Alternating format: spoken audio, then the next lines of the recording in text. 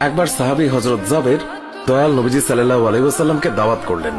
নবীজি সাহাবীর দাওয়াত কবুল করলেন। হযরত জাবের খুশিতে আত্মহারা হয়ে বাড়িতে চলে গেলেন। বাড়িতে গিয়ে স্ত্রীকে খোঁজ খবরটা দিলেন আর মেহমানদারির জন্য প্রস্তুতি নিতে লাগলেন। বড় ছেলে আব্দুল্লাহকে নিয়ে খাসি জবাই করে অন্য কাজে যখন হযরত জাবের ঘর থেকে বাইরে গেলেন, ইতিমধ্যেই হযরত জাবেরের ছোট ছেলে ঘুম থেকে উঠে খাসি তালাশ করতে লাগলো। বড় ভাই তাকে জানায় খাসিটিকে জবাই করা হয়েছে। ছোট ভাই বায়না ধরল, খাসি কিভাবে জবাই করে আমাকে তা দেখাও।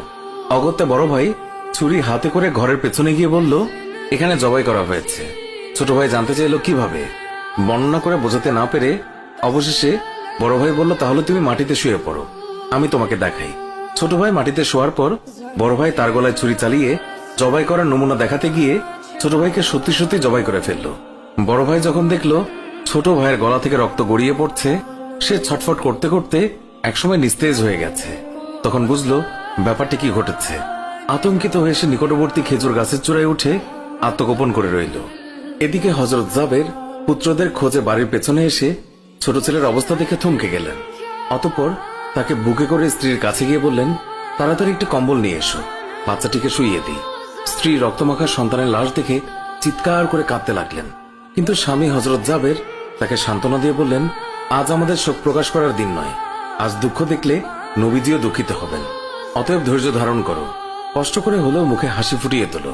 তারপর তারা দুজনে মিলে ছোট ছেলেকে কম্বলে মুড়ে রান্নাঘরের পেছনে রেখে আসলেন।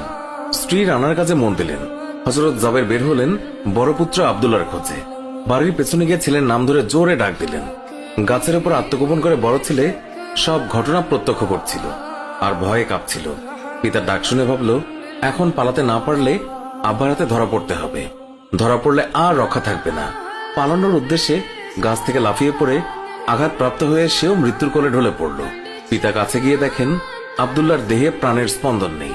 বড় ছেলেকে কোলে তুলে তিনি বাড়ির ভেতরে আসলেন। স্ত্রীকে বললেন আরেকটি কম্বল নিয়ে আসার জন্য। বড় ছেলের এই অবস্থা দেখে দরদিমা পুনরায় আর্তনাদ করে উঠলেন। স্বামী তাকে পুনরায় সান্ত্বনা দিয়ে বললেন, ধৈর্য ধরো, আজ আমাদের দুঃখ প্রকাশের দিন নয়, আজ আমাদের পরম আনন্দের দিন। দয়াল নবীজি অল্প কিছুক্ষণের মধ্যেই আমাদের ঘরে তাশরিফ রাখবেন। তারপর দুজনে মিলে বড় ছেলের লাশ ও কম্বলে মুড়ে ছোট ছেলের লাশের পাশে রাখলেন। স্বামী স্ত্রী তাদের চোখের পানি মুছে মুখে হাসি ফুটিয়ে তুললেন।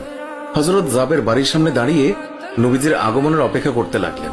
অল্পক্ষণের মধ্যে নবীজিকে উটের পিঠে করে আসতে দেখা গেল।